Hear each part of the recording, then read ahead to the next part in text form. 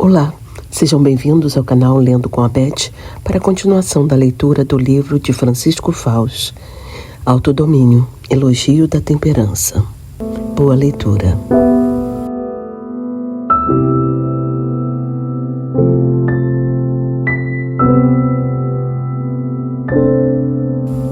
Segundo, ao corpo, diz também São José Maria, é preciso dar-lhe um pouco menos do que é necessário, senão a traiçoa. Outro bom conselho: esse menos do que é necessário nada tem a ver com greve de fome, nem com atentado contra a saúde. Fala de algo que os médicos e os nutricionistas estão cansados de saber. Quem se levanta da mesa sentindo-se totalmente satisfeito, com certeza comeu demais.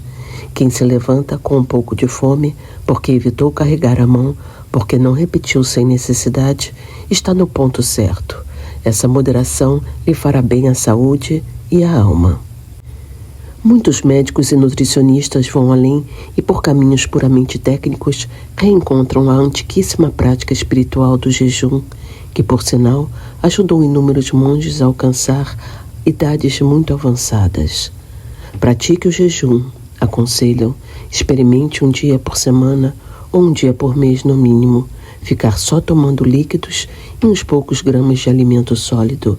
Não tema, não vai morrer.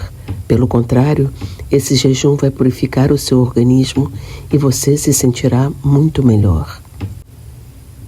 Os cristãos, desde a época dos apóstolos, tinham a experiência de que o jejum, praticado com sensatez, purifica a alma.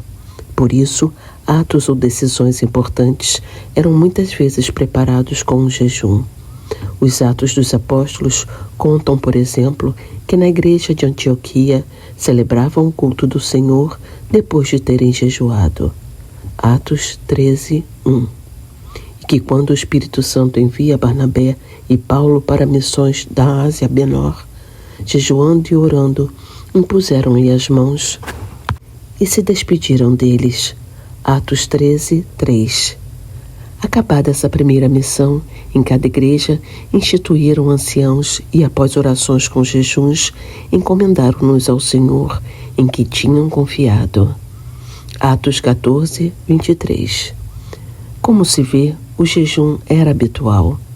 Hoje, a lei eclesiástica do jejum ficou reduzida à mínima expressão. No Brasil, por exemplo, só são os dias obrigatórios de jejum e abstinência a quarta-feira de cinzas e a sexta-feira da paixão e morte de Cristo. Nestes 2 dias, além da abstenção de carne e derivados de carne, os fiéis limitam-se a fazer uma única refeição normal ao dia e mais 2 pequenos lanches ou colocações. Não é para ninguém ficar doente. Ao contrário, essa benignidade da lei da Igreja, que prescreve, contudo, outras formas de penitência de livre escolha para todas as sextas-feiras do ano, deveria ser um incentivo para aderir voluntariamente ao jejum com mais frequência. Oferecido a Deus, esse sacrifício nos ajudaria a purificar os pecados e, especialmente na Quaresma, a unir-nos com mais amor aos padecimentos de Cristo na paixão. Terceiro, no dia em que te levantares da mesa sem teres feito uma pequena mortificação, comeste como um pagão. Este é um conselho que faz meditar. Refere-se a coisas pequenas. Uma pequena mortificação que são o teste das grandes. Como diz o mesmo autor, não pudeste vencer nas coisas grandes, porque não quiseste vencer nas coisas pequenas. O autodomínio consegue-se vencendo-se nessas aparentes insignificâncias, que nunca são futilidades nem ninharias. Comer um pouco mais do que menos gostamos, comer pouco menos do que mais nos agrada, deixar vez ou outra a sobremesa, lutar para não beliscar aqui e além por mera gula, fora dos horários das refeições e, sobretudo no caso de estudantes, não cair na fraqueza de comprar e comer porcariazinhas em todos os intervalos. Há meninas que seguem o lema nenhum intervalo sem chocolate. Prescindir um dia ou outro do açúcar no café ou no café com leite. vencer a vontade de repetir café, bolo ou sorvete, diminuir o uso de refrigerantes. Você sabia que os jovens brasileiros bebem 4 bilhões de litros de refrigerante por ano? Como seria bom dizer, não vou beber refrigerante em toda a quaresma?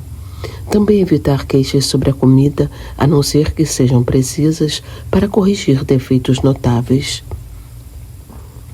Atrasar um pouco a bebida quando estivermos com sede, deixar de ter comidas banidas por puro capricho ou mania e animar-nos a tomar pelo menos um pouco delas. Eu não digo nada de bebidas. Refere-se às alcoólicas? Sem dúvida, você bem sabe que onde mais se nota a deficiência na formação do autodomínio da gente jovem é no álcool e nas drogas. Desde a primeira adolescência, são muitas as meninas e meninos que têm que ser carregados, embriagados, depois de uma festinha, de uma balada. Emborcam litros de cerveja misturados com vodka, tequila e outros queijandos, com os aditivos, não é novidade para você, de cigarros de maconha e pó de cocaína. Há pais ingênuos que levam pela mão os filhos adolescentes a esses lugares, não querem que se revoltem e os chamem de antiquados, sem suspeitar que os estão atirando no atoleiro do etilismo e da toxicomania. O que é preciso? Valorizar o autodomínio muitíssimo mais, muitíssimo mesmo, do que hoje em dia se faz. Aprender o valor da mortificação, exercitar-se diariamente desde a infância e a adolescência em pequenas mortificações, também as relativas à ordem nas roupas e gavetas. A pontualidade nos horários, especialmente a hora de levantar e de dormir, aos tempos razoáveis e autodefinidos, com limites bem claros, de assistência à TV, de navegação na internet, de entreter-se com videogames, etc. Sem isso, sem essa disciplina, não há formação, não pode haver caráter, nem se pode forjar uma personalidade verdadeira. Sem isso, nunca se conseguirá que os jovens, que logo se tornarão adultos, sejam donos de si mesmos. Ao que acabamos de considerar, um cristão acrescenta mais um motivo. A mortificação é a oração dos sentidos. Com ela, lutamos por agradar mais a Deus, evitando o que lhe desagrada. Por exemplo, a mortificação da curiosidade mórbida, sensual. Esforçamo-nos por praticar as virtudes, como, por exemplo, a constância ou o domínio da língua. E queremos associar-nos, ainda que muito de longe, à paixão de Jesus, oferecendo os nossos pequenos sacrifícios em reparação dos nossos muitos pecados e com amor delicado a Cristo, em petição e desagravo por tantas almas desorientadas que ofendem gravemente nosso Senhor todos os dias. Autodomínio e castidade.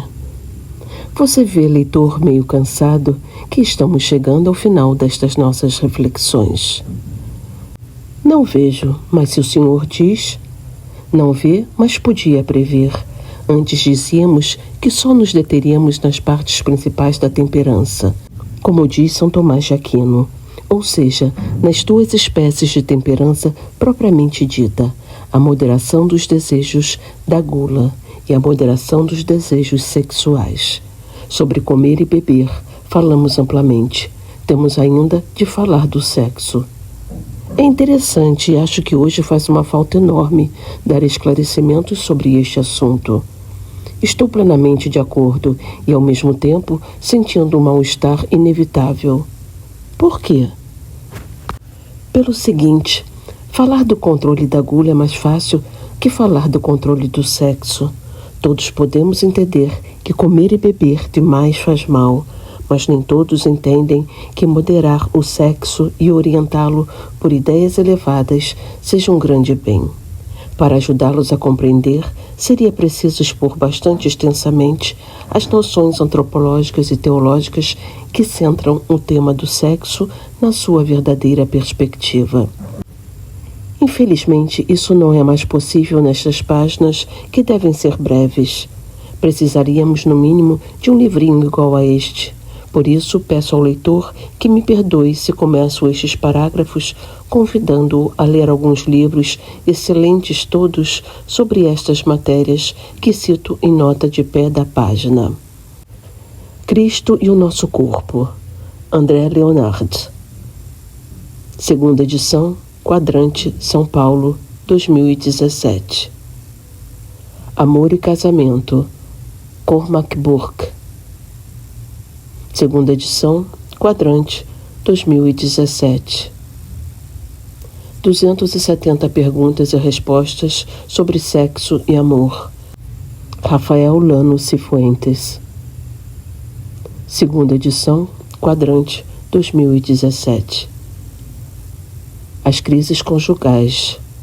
Idem. Quadrante, 2001. Em todo caso, o que me parece possível e conveniente é esboçar as linhas mestras do ideal humano e cristão do sexo. Alguns acham, como já mencionávamos, que a igreja vê o sexo com desconfiança e pensam que se arrepia toda ao pensar no sexo, achando que tudo é pecado. A verdade é outra.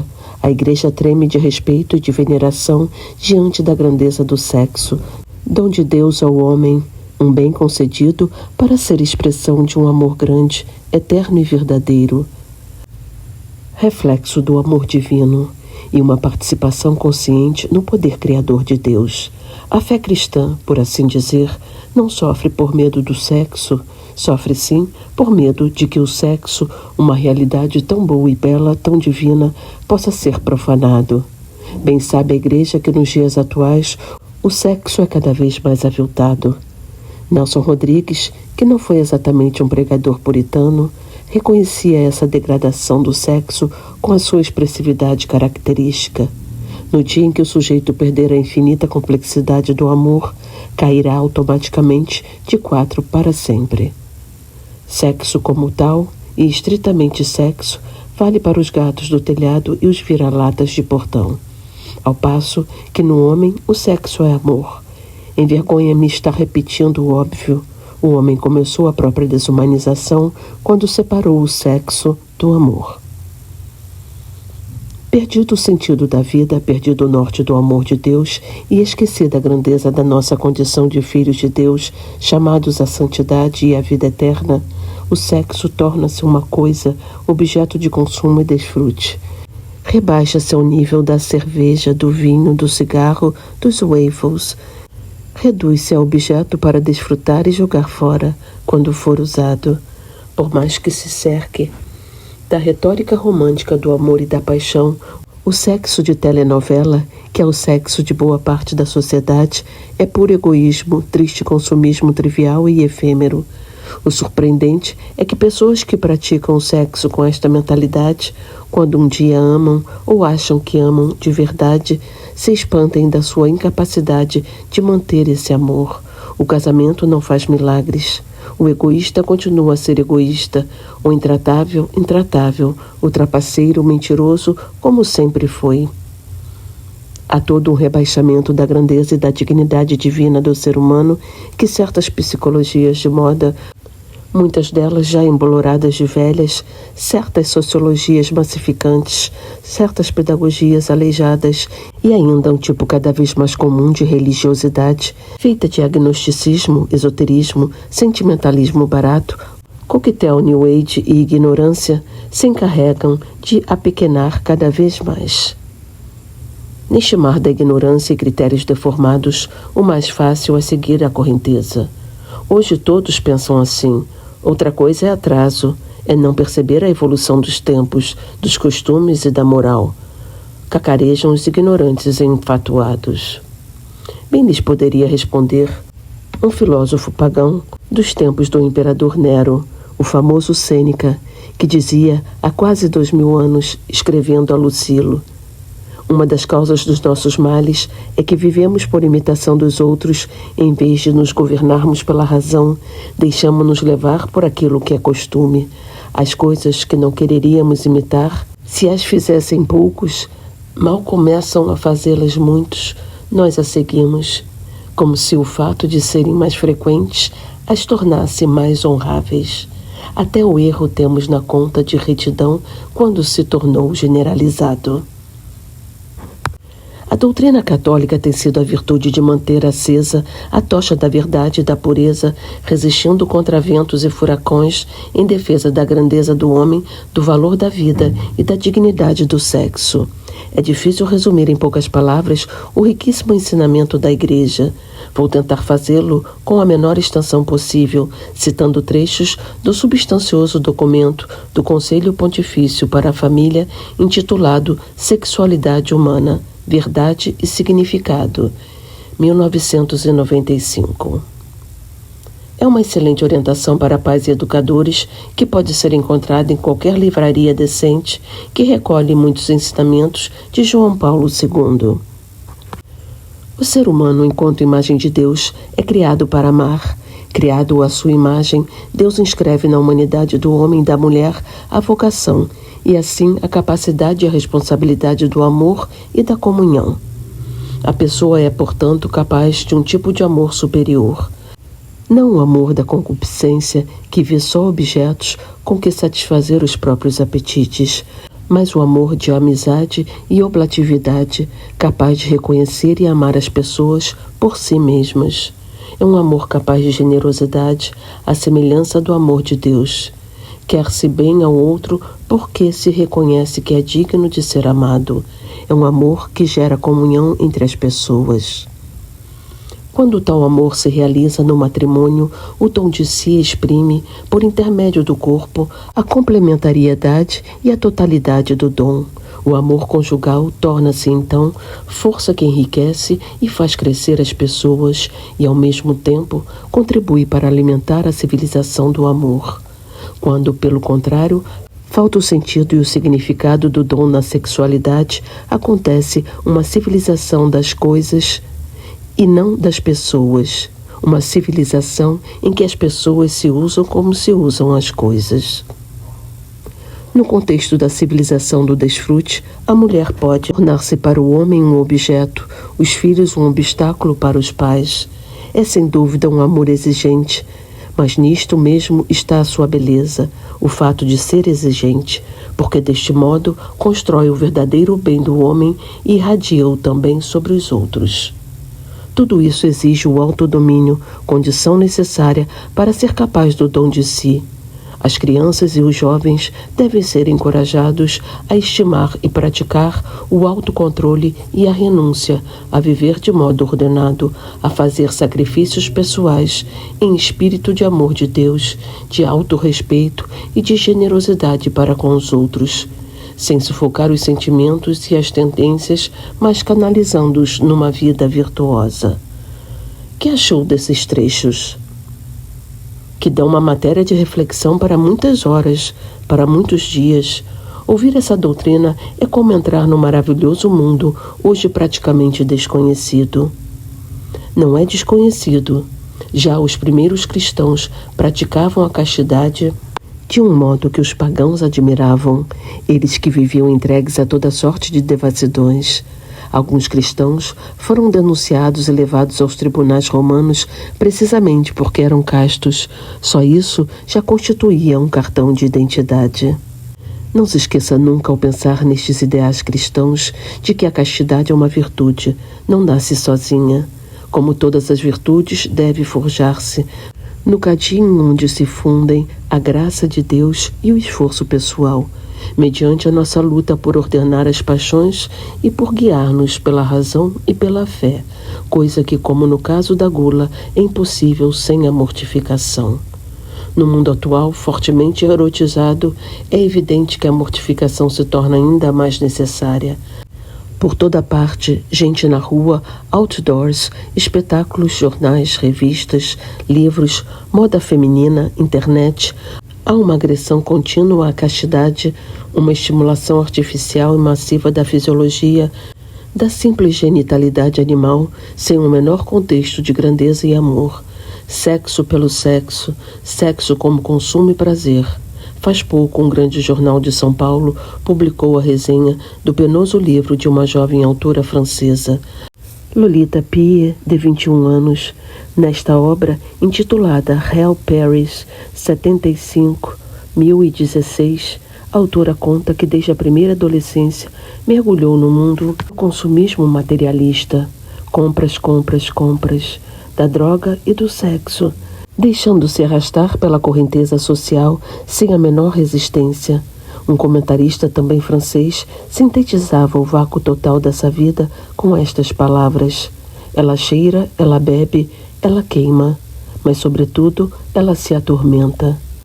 E essa quase adolescente, que só vive, que tenta em vão viver, para o prazer, vomita com uma franqueza arrepiante a seguinte confissão: o mundo real é pequeno, o meu também, que pena. Na idade dos grandes ideais, do coração magnânimo, dos sonhos de bondade e das ânsias de generosidade, essa menina padrão do aniquilamento consumista reduziu o mundo ao círculo minúsculo, mesquinho e enfastiado do seu prazer exausto e já esgarçado. Quem é que alimenta esse ambiente animalizado e estéril? É coisa sabida que a indústria da pornografia fatura mais do que a das drogas, e que mata corpos e, sobretudo, almas mais do que a droga. Perante esse panorama, é preciso reagir se queremos resgatar a nossa condição de seres humanos. É necessária, dizia há anos São José Maria Escrivá, uma cruzada de virilidade e de pureza que enfrente e anule o trabalho selvagem daqueles que pensam que o homem é uma besta. E essa cruzada é obra vossa. O papel da mortificação nesta batalha é mais do que nunca o não sereno e corajoso, absolutamente necessário para poder dizer sim à beleza, à grandeza e à dignidade do amor, a grandeza, em suma, da alma e do corpo dos filhos de Deus. Por isso, da mesma forma que devo dizer um não rotundo à droga para dizer sim à vida, tenho que saber dizer o mesmo não a esses estímulos degradantes para dizer sim ao amor, à beleza da sexualidade integralmente humana própria de um filho de Deus. Daí a necessidade do autocontrole que a Igreja nos aconselha como meio necessário, contando sempre com a força dos sacramentos e da oração, para manter, como diria o mesmo santo, a juventude do amor em qualquer estado de vida. E é maravilhoso constatar que não há amor mais jovem, mais feliz e mais bonito que os dos homens e mulheres que entregam por amor a sua vida inteira a Cristo e ao serviço dos outros, oferecendo a Deus com alegria a renúncia ao sexo mediante o celibato voluntário. Lutar pela castidade. Mas falávamos de autocontrole. Em primeiro lugar, é importante a própria mortificação da gula de que viemos tratando tanto nestas páginas. A mortificação no comer e no beber ajuda-nos mais do que imaginamos a manter o equilíbrio da castidade. Tenho para mim, afirmava Cassiano, que não poderemos jamais reprimir o agulhão da carne se antes não conseguirmos refrear os desejos da gula. Ao mesmo tempo, faz-nos falta cuidar delicadamente da mortificação dos olhos, janelas abertas ao mundo e receptores principais da chuva constante de incentivos eróticos que infelizmente há por toda parte. Quem se estima a si mesmo diz não. Não estou disposto a olhar tudo pela rua, nem a comprar revistas pornográficas, nem a fuçar em programas noturnos na TV, nem a alugar fitas eróticas, nem a pesquisar no lixo sexual da internet. E diz não.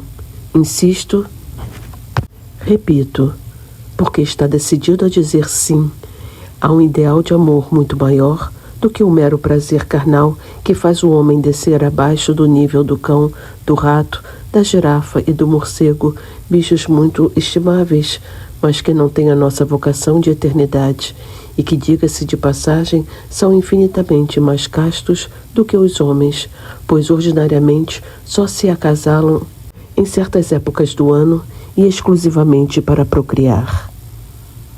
Queremos outras armas para alcançar o autodomínio? Vou enumerá-las, glosando brevemente outras palavras de São José Maria. A valentia de ser covarde para fugir das ocasiões.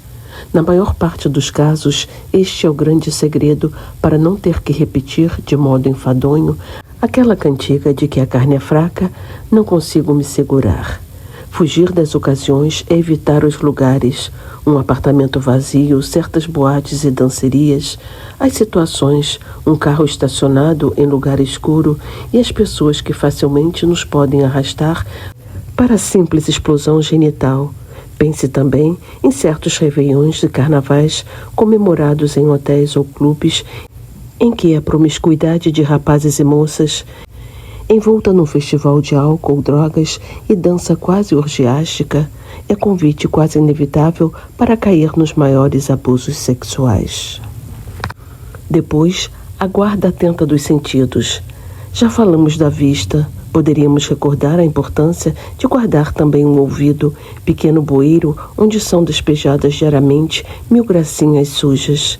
E o tato, para não cair em familiaridades e manifestações de afeto pegajosas, bastante suspeitas, especialmente com pessoas do outro sexo, que muitas vezes equivalem, desculpe-me a crueza, a catar sorrateiramente miseráveis migalhas de sexo, enquanto se fingem ser amável e cordial.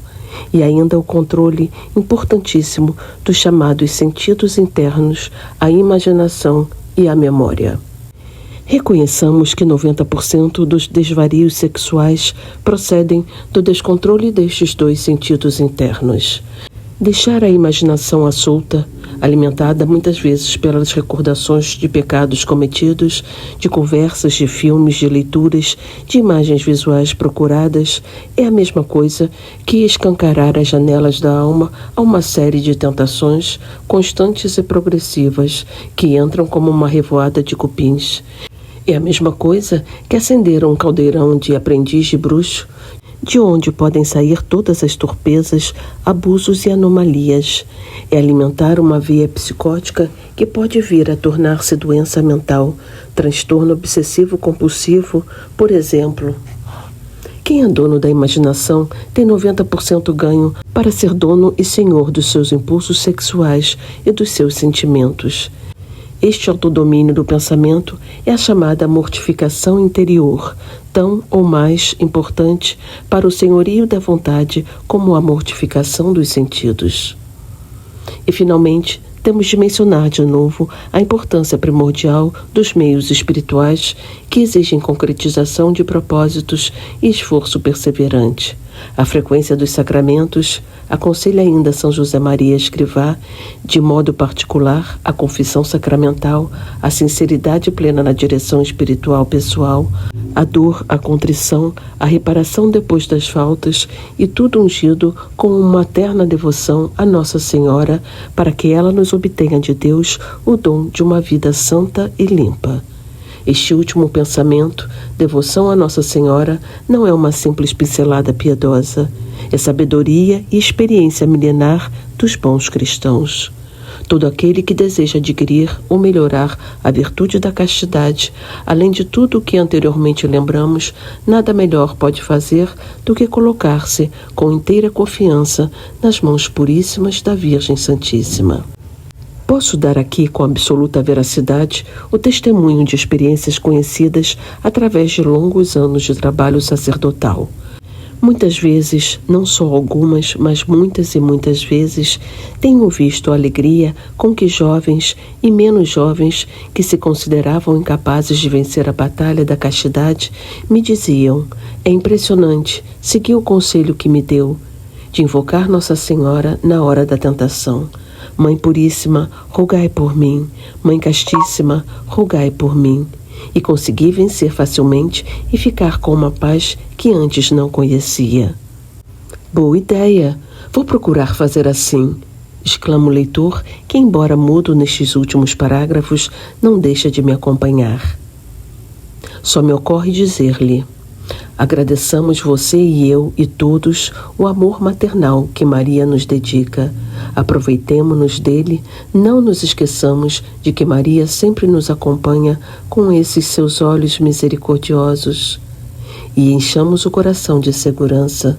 Com ela, Por intercessão dela, obteremos de Jesus que a água suja do nosso pobre coração sensual se converta no vinho casto e limpo das bodas de Caná. Não perca de vista que nunca se ouviu dizer, como reza a oração do lembrai-vos, que Maria desamparasse os que a ela recorrem.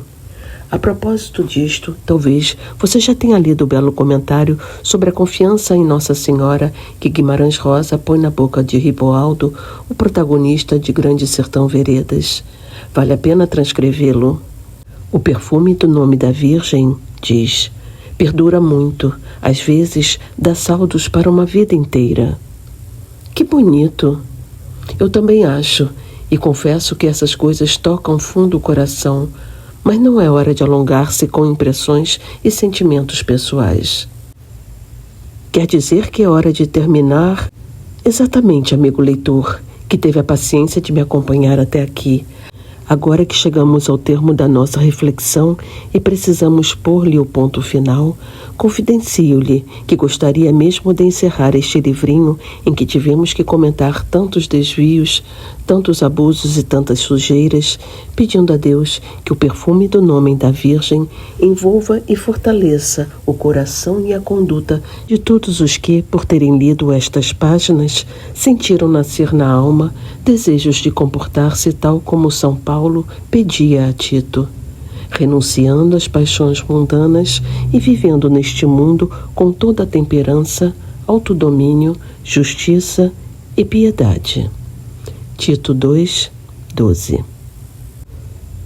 Até a próxima leitura, pessoal. Agradeço a todos que acompanharam a leitura deste livro desde o início. Até a próxima. Um abraço.